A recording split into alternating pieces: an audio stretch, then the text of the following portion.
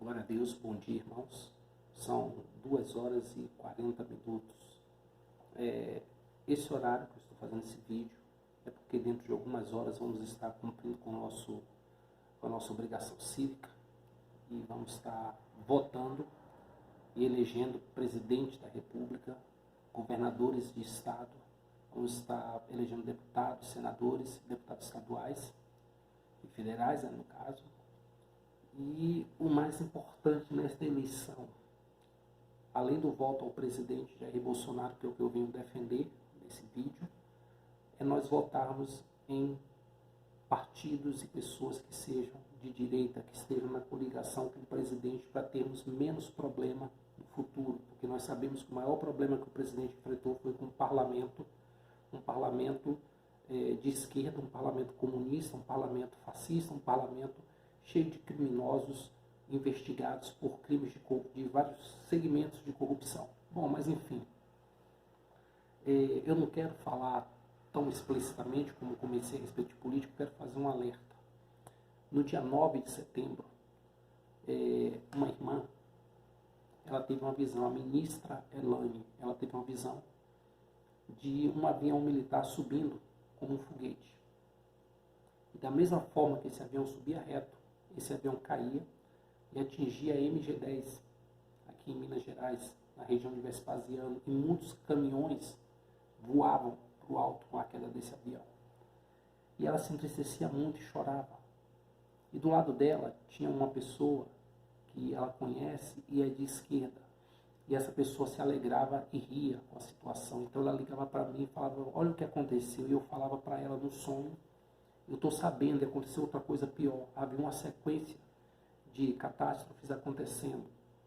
E ela ficou muito perturbada com esse sonho e me procurou já logo cedo e contou o sonho. E nós oramos e nós entendemos o que poderia ser. Bom, hoje, daqui a pouquinho, é a eleição. Vamos estar votando. Eu tenho observado muito cristão cometendo o erro de estar apoiando o ex-presidente Luiz Inácio Lula da Silva, alegando que ele cuidava dos pobres. Meu querido, minha querida, você que é cristão, quem cuida de você é Deus. Não é o Bolsonaro, nem é o Lula. Mas entre o Bolsonaro e o Lula, você por ética, você por ser cristão, você por ser fiel ao eterno, você tem que deixar sua cabeça funcionar e saber que o Lula é um criminoso. Você tem que entender o que o Lula defende e não é o Evangelho, porque os evangélicos não quis conversar com ele. Então o que ele fez? Procurou o pessoal do candomblé, da Umbanda, reuniu um monte de gente. Nem todo mundo do candomblé e da Umbanda está apoiando ele. Mas hoje, nessa madrugada que eu te falo, está cheio de pessoas do candomblé e da Umbanda em cemitérios, encruzilhadas, em terreiros, batendo tambor, fazendo inúmeros trabalhos em prol da vitória do Luiz Inácio Lula da Silva. Quem que eles estão invocando? Quem que eles estão invocando? Será que um Deus de amor, um Deus de paz, habita em cemitério? Será que o cemitério seria a habitação correta para um Deus? Para eles estarem invocando os deuses dele no cemitério? E muito cristão não conseguem compreender que nós estamos no meio de uma batalha. Muitos cristãos não conseguem compreender que nós estamos no meio de uma guerra. E aí eu não vou usar o clichê de guerra do bem contra o mal, não. Nós estamos numa guerra espiritual entre o céu e o inferno, entre a luz e as trevas. E quando eu falo de luz, eu não estou dizendo que o Bolsonaro é a luz, não. Por favor, não tenha essas idolatrias comigo, não. Eu estou falando o seguinte, que nós temos que medir e pesar corretamente na balança o que vamos fazer, para nós não fazermos errado e padecermos, e o pior, ver nossos filhos padecerem por causa dos nossos erros. Tem muito cristão que não está prestando atenção que amanhã talvez não possa mais educar o seu filho. Talvez amanhã você saia de casa, deixe o Joãozinho no sofá e quando você voltar, você encontra a Mariazinha no lugar dele. Por que isso? Uma deputada, há uns anos atrás, ela foi desmascarada pelo pastor Silas Malafaia na CPI, uma CPI que houve aí.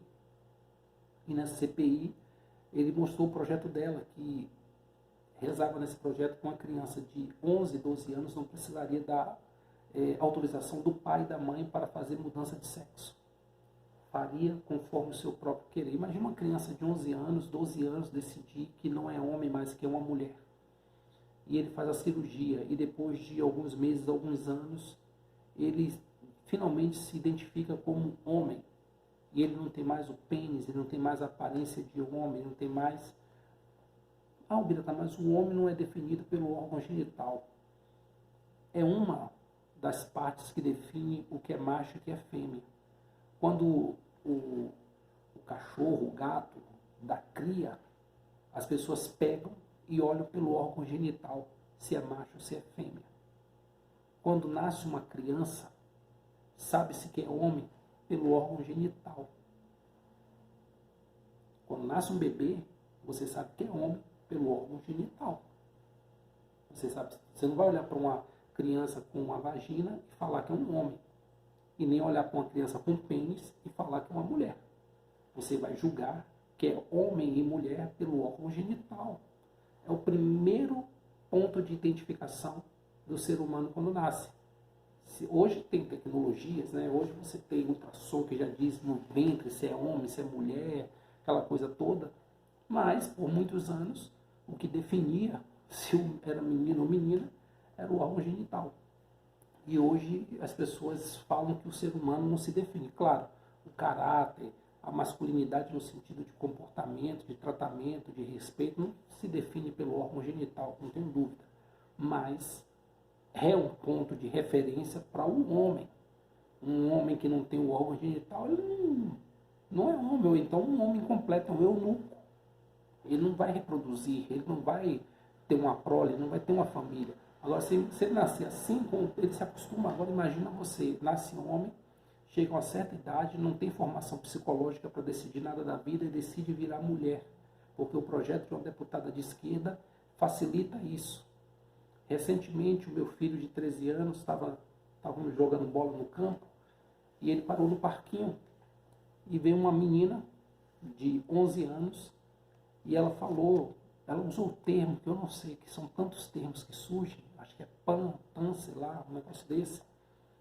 E ela falou para o meu filho que a mãe dela falou que ela podia escolher o que ela quisesse ser e que ela podia se relacionar com quem ela quisesse. E o meu filho veio falar comigo, pai, a menina ali falou isso, isso e isso, e o que eu podia fazer foi a mãe dela que orientou ela assim. Agora vamos lá, a mãe dela pode orientar ela dessa forma, agora eu não posso orientar o meu filho a respeito de ser homem e ser mulher, a respeito de ser macho e de ser fêmea. Eu não posso fazer isso, porque se eu fizer isso eu estou dando uma educação machista. Eu estou decidindo pela vida do meu filho, mas uma outra mulher pode ensinar a filha a abrir a boca e falar que ela é o que ela quiser ser. Não é bem assim que funciona. É esse tipo de educação que eles querem levar para a sua escola. Lembrando, nós estamos no governo de um homem que eles falaram que era ditador. E as pessoas estão agindo dessa forma descaradamente o tempo todo. Professores em sala de aula estão fazendo militância. Recentemente publiquei um vídeo no meu Facebook que um professor de geografia falou que a pessoa que está roubando também está trabalhando. Ainda brincou com o aluno, que o aluno falou, não, mas está errado ele roubar o pai de família. Mas quem diz que o ladrão também não é pai de família? Poxa, olha a orientação de um professor. Então, gente, é esse tipo de governo que você quer para o seu país? Você como cristão, você quer que amanhã ou depois os seus filhos estejam na escola aprendendo que é normal homem beijar a boca de homem, mulher beijar a boca de mulher? Isso já acontece desde os tempos remotos. Antes de Jesus, isso já acontecia na sociedade, mas isso nunca foi visto com bons olhos, sempre foi tolerado. Gente, ninguém nunca foi. Bullying sofreu todo mundo, quem era gay e quem não era. Eu sofri bullying. Eu não era gay, nunca fui gay, sou hétero, desde que me entendo por gente. E eu sofri bullying por vários motivos. A orelha grande, cabeção, entendeu? Eu era muito magro. Eu sofri bullying. Quem era gordo sofria, quem era preto sofria, quem era branco sofria. Tinha pessoas que sofriam bullying porque era branco demais. Porque era branco e era narigudo, era branco e era orelhudo. Então, eles não poupavam ninguém na infância. Na adolescência, na juventude, o pau quebrava, mas ninguém sofria tanto por isso. Ninguém morria ou ficava se angustiando por aí pelos cantos. As pessoas superavam, partiam para cima, resolviam as coisas do jeito que dava e chegavam, faz parte do crescimento. Infelizmente, tem coisas que são abusivas realmente, mas tem coisas que não faz parte da vida humana. Hoje, você não pode falar, não é nem com zombaria. É você abrir a boca e falar assim, olha, esse negócio está errado porque Deus ensina dessa forma. Aí você é homofóbico, você é preconceituoso, você é machista, racista, arroceixista, você é skatista, surfista, você é tudo. Você não pode emitir mais a sua opinião sobre nada, a não ser que você seja da turma do queixinho nos dedos, sabe? Essa povo que fica, a não ser que seja dessa turma. Aí você pode falar o que você quiser, você pode falar que o pastor é ladrão, você pode jogar futebol com a cabeça do presidente, você pode chamar o presidente de miliciano de ladrão, que é uma coisa. No meu Facebook, eu fui bloqueado. Um moço me chamou de membro de quadrilha, que eu ia ser preso pela Polícia Federal, que eu apoiava o Bolsonaro e a família miliciana dele, que eu era um bandido. Aí eu chamei ele de alienado. O Facebook me bloqueou por causa de discurso de ódio. Ele me chamou de criminoso, de bandido. Eu falei, você é um alienado. Eu fui bloqueado por 30 dias. Por quê? Discurso de ódio. Está entendendo que a sociedade está virando? E você, cristão, está permitindo que isso aconteça. Nós não podemos permitir. Hoje é o dia de nós votarmos. E a palavra de Deus vai nos revelar, irmãos, em diversas e inúmeras passagens bíblicas, como, por exemplo, Salmo 33. Bem-aventurada é a nação cujo Deus é o Senhor. Bolsonaro, ele não é Deus, ele não é Jesus, ele não é o Cristo. Mas ele é alguém que Deus está usando em nosso favor. É alguém que chegou ao poder para nos salvar do rumo que o país estava tomando. E muito cristão não entendeu isso até hoje. Nós vamos ver aqui em Lucas 16:8, que Jesus fala, os filhos das trevas são mais prudentes que o da luz. Os macumbeiros estão trabalhando nessa hora da madrugada, a maioria dos crentes estão dormindo. Sabe, né? Fala que é o sono do justo. É aquilo que Jesus falou no Getsemane. Não podeis vigiar comigo pelo menos 1 hora. Não podes orar pelo menos 1 hora na madrugada por mim. Está se repetindo, gente. É um ciclo, está se repetindo. Nós vamos ver em outras inúmeras passagens, por exemplo, Mateus 25, que fala que os bodes são os da esquerda. Isso fala assim, as ovelhas estão à direita e os bodes à esquerda. É só uma figura de linguagem que eu estou usando aqui, mas ficou muito interessante, caiu com uma luva para o momento. Mas a Bíblia não está se referindo a partido de esquerda, não. Está falando das ovelhas, quando for fazer a separação, o Senhor vai levar as ovelhas para a direita e os bodes para a esquerda. Tá? Mas caiu com uma luva para o momento, não posso negar. Mas eu queria, irmãos, nesse momento, convidar você a orar. Eu quero convidar você a fazer uma oração. São 2 horas e eu falei que era 2h40, mas não, 2h47 agora. Então estava mais cedo um pouco, vai ser 2h20 mais ou menos. Então nós vamos orar em pró dessa eleição, do presidente Jair Bolsonaro, da sua família, do resultado da eleição, o que vem após o resultado da eleição. Estou muito preocupado com o que vem após a eleição. E eu preciso muito que você abra o seu coração e ore comigo, a hora que você vê esse vídeo. Pai amado, querido, em nome de Jesus Cristo Nazareno, neste momento, Pai, eu me coloco na Tua santa presença e declaro que só o Senhor é Deus, só o Senhor é Rei dos povos. Querido Pai de amor, te peço neste momento que a Tua glória se derrame sobre essa nação chamada Brasil. Uma nação, ó Pai, que não é uma nação qualquer, mas uma nação por quem o Senhor tem zelado. Desde que ela foi descoberta, desde que ela foi pisada pelo homem europeu, pelos judeus. Nós sabemos que o nome Brasil, ó Pai, ele não é um nome português, nem um nome europeu, um nome judaico. Vem de Basilai. E nós sabemos, ó Pai, que o Senhor tem um zelo muito grande por esta nação. Nós sabemos, ó Pai, que foi um brasileiro que estava coordenando, estava liderando a reunião da ONU, quando foi votado a favor do teu povo, do povo de Israel, votar para a Palestina, para a sua terra, Israel voltar a ser nação. Ó Pai, sempre o Brasil teve um relacionamento muito bom com o povo de Israel. E a tua palavra diz que o Senhor abençoaria aqueles que abençoassem Abraão e a semente de Abraão. E eu te peço, Pai, neste momento, lembra desta promessa, Senhor, e nos dá mais uma oportunidade. Faço menção aqui, ó Pai, da oração de Amós. Na ira, lembra-te da misericórdia. Perdão, Pai, a oração de Abacuque. Na ira, lembra-te da misericórdia. E eu te peço, Pai, lembra-te da misericórdia neste momento, Senhor. Perdoa os nossos pecados, as nossas falhas. Haja, ó Pai, em nosso favor. Pai querido, amado, eu te peço neste momento que olhando para nós, ó Pai, não enxergue os nossos pecados, as nossas limitações, as nossas falhas, mas enxergue o sangue de Jesus que foi vestido na cruz do Calvário, nos cobre, ó Pai, com este manto sagrado da vitória nesta eleição, ó Pai. Não permita, ó Pai, que o inimigo tome posse no trono, mas sabemos, ó Pai, que é o teu querer que impera. E se for preciso passarmos por um cativeiro, ó Pai, para que haja conserto da nação, que venhamos a passar, ó Pai. Mas nós te clamamos, ó Pai, nos dá mais uma chance, mais uma oportunidade, perdoa os nossos pecados, as nossas imprudências, ó Pai.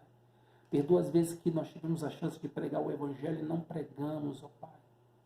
Perdoa-se os nossos colegas de ministério, ou se mesmo eu, ó Pai, um dia preguei mentira, preguei engano, se um dia eu usurpei, se um dia eu faço aqui minhas, ó Pai, as palavras de Zaqueu, se eu tiver defraudado alguém, ó Pai, me mostra, Senhor, para que eu possa me consertar. Seja assim com cada um dos líderes dessa vasta terra, ó Pai, tanto na política como na religião, nas igrejas, as igrejas protestantes, de todos os segmentos.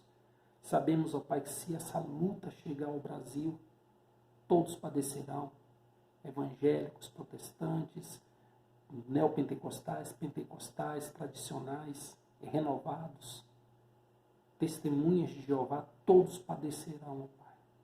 Os católicos, apostólicos, romanos e os brasileiros pagarão, ó Pai, por baterem de frente com o reino das trevas. Nós estamos vivendo um momento, ó Pai, em que a igreja, ao invés da igreja estar nas portas do inferno, tentando derrubar as portas do inferno, é o inferno que está às portas da igreja, tentando sitiar a igreja. Mas eu sei que a obra do Senhor e a obra do Senhor não pode ser parada, ó Pai. Nunca será parada, nunca será vencida. Mas eu tenho preocupação pelos meus filhos, pelos meus netos. Eu tenho preocupação por aquilo que estamos deixando para a geração vindoura, ó Pai. Se hoje, ó Pai, pessoas maduras na fé defendem o comunismo, imagina no futuro os nossos filhos e crianças que virão, ó Pai. Eu te peço, Senhor, age de misericórdia neste momento, tenha compaixão, ó Pai. Olha para o interior do meu coração neste momento, ó Pai. Enxerga a sinceridade dessas palavras, assim como a sinceridade no coração de muitos outros que neste momento estão orando, jejuando, se consagrando, ó Pai. Nesta madrugada, Senhor, oro por aqueles que estão de joelhos dobrados, e por aqueles que estão dormindo, e por aqueles que estão dispersos, e por aquele que já há muito tempo não se importa, ó Pai, com o curso da água do rio. Mas nós, ó Pai, queremos que a água do rio continue correndo em direção ao mar, porque esse é o curso correto das águas do rio. E Tu, ó Pai, fizeste tudo perfeito. E eu te peço, ó Pai, que haja perfeição neste momento em minhas palavras, para que a adoração chegue ao Senhor e que a fé emuná esteja em meu pensamento, em meu coração e também nas minhas ações, e que possamos ser impactados pelo poder do Teu Espírito Santo neste momento e possamos, numa só voz, nesta madrugada, declarar: o Brasil é do Senhor Jesus. Amém e amém. Glória a Deus. Que Jesus te abençoe nesta madrugada e abençoe sua família. E que daqui a pouco você possa voltar conscientemente e possa pregar para que mais 3 ou 4 voltem conscientes também. Amém? Jesus abençoe você. Um bom dia.